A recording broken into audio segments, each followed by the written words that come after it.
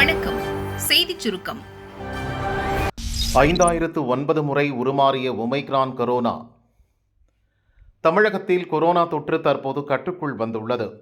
பருவகால பாதிப்பாக அவ்வப்போது கொரோனா தொற்று அதிகரிக்கும் என சுகாதாரத்துறை தெரிவித்த நிலையில் நேற்று முன்தினம் 6 பேர் கொரோனா தொற்றால் பாதிக்கப்பட்டனர்.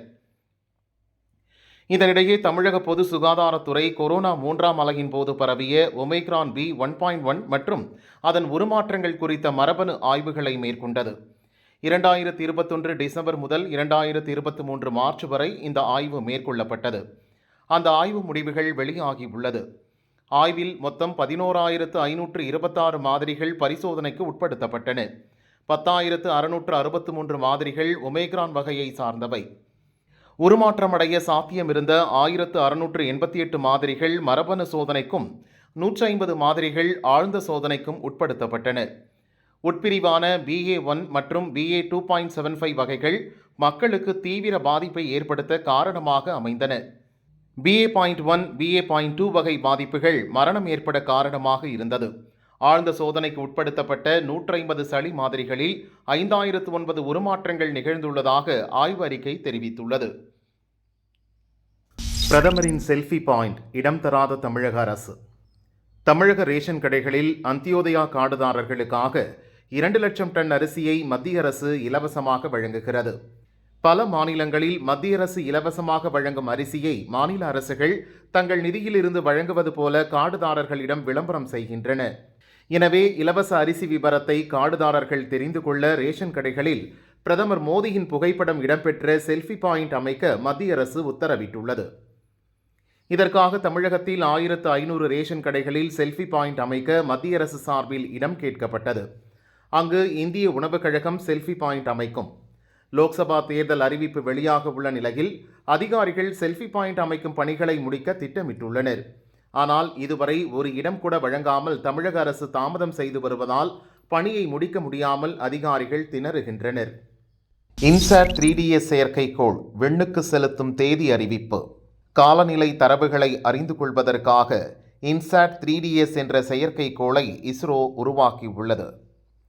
பேரழிவு எச்சரிக்கை அமைப்புக்கான தரவுகளை வழங்குவதுடன் முன்கூட்டியே எச்சரிக்கை அளிக்கும் திறன் கொண்டது. இந்த செயற்கைக்கோள் GSLV F-14 ராக்கெட் மூலம் 17ஆம் தேதி மாலை 5:30 மணிக்கு விண்ணில் செலுத்த இஸ்ரோ திட்டமிட்டுள்ளது. இன்சாட் 3DS செயற்கைக்கோளில் அதிநவீன கருவிகள் பொருத்தப்பட்டுள்ளன. 6 சேனல் இமேஜர் மற்றும் 19 சேனல் சவுண்டர் கருவிகள் வானிலை ஆய்வுகளுக்காகவும் உயர்தர தரவுகளை சேகரிப்பதற்காகவும் அனுப்பப்படுகிறது. நிலம் மற்றும் கடல் பரப்புகளை கண்காணிக்கும் வகையில் கருவிகள் பொருத்தப்பட்டுள்ளதாக இஸ்ரோ தெரிவித்துள்ளது. பொதுத் தேர்வு பணிகளுக்கான வழிகாட்டு நெறிமுறைகள் வெளியீடு. தமிழகத்தில் +1 தேர்வு மார்ச் 1ஆம் தேதியும், +2க்கு மார்ச் 4ஆம் தேதியும், 10ஆம் வகுப்புக்கு மார்ச் 26ஆம் தேதியும் தேர்வுகள் தொடங்கி ஏப்ரல் மாதத்துடன் முடிகிறது. இந்நிலையில் பொதுத் தேர்வு பணிகளுக்கான வழிகாட்டு நெறிமுறைகளை அரசு தேர்வுத்துறை வெளியிட்டுள்ளது. தனியார் பள்ளி ஆசிரியர்களை முதன்மை கண்காணிப்பாளர்களாக நியமிக்க கூடாது என அறிவுறுத்தியுள்ளது. 200க்கும் மேற்பட்ட வினாத்தாள், விடைத்தாள் பாதுகாப்பு மையங்களை சரியாக வைத்திருக்க வேண்டும். அங்கு துப்பாக்கி ஏந்திய போலீஸ் பாதுகாப்பு அமைத்திருக்க வேண்டும். வினாத்தாள் கசிந்தால் அதற்கு சம்பந்தப்பட்ட அதிகாரிகளே பொறுப்பேற்க வேண்டும். தேர்வு மையத்துக்கு நியமிக்கப்படும் முதன்மை கண்காணிப்பாளர், துறை அலுவலர்கள் ஒரே பள்ளியைச் சேர்ந்தவர்களாக இருக்கக்கூடாது என உத்தரவிட்டுள்ளது. வட கடலோர மாவட்டங்களில் வெப்பநிலை அதிகரிப்பு. தமிழகத்தில் இந்த ஆண்டு பிப்ரவரி மாத தொடக்கத்திலேயே வெயிலின் தாக்கம் உயர்ந்துள்ளது. வானத்தில் மேகங்கள் குறைந்து ஈரப்பதம் இல்லாத காரணத்தால் கடல் காற்று வீசுவது குறைந்துள்ளது. அதனால் தற்போது வெப்பம் அதிகரிப்பதாகவும் இந்த மாதத்தில் வழக்கத்தை விட வெப்பம் சற்று உயர்ந்து இருக்கும் என வானிலை ஆய்வு மையம் தெரிவித்துள்ளது. கடலோர மாவட்டங்களில், குறிப்பாக வட கடலோர மாவட்டங்களில் அடுத்த 2 வாரங்களுக்கு வெப்பநிலை வழக்கத்தை விட 5 டிகிரி ஃபாரன்ஹீட் வரை உயர வாய்ப்புள்ளது. வெயிலால் மின் பயன்பாடு அதிகரிப்பு, சமாளிக்க தடுமாறும் மின் வாரியம். மத்திய அரசின் அனல் மற்றும் அணுமின் நிலையங்களில் இருந்து தமிழகத்திற்கு தினமும் 7,171 மெகாவாட் மின்சாரம் ஒதுக்கப்படுகிறது.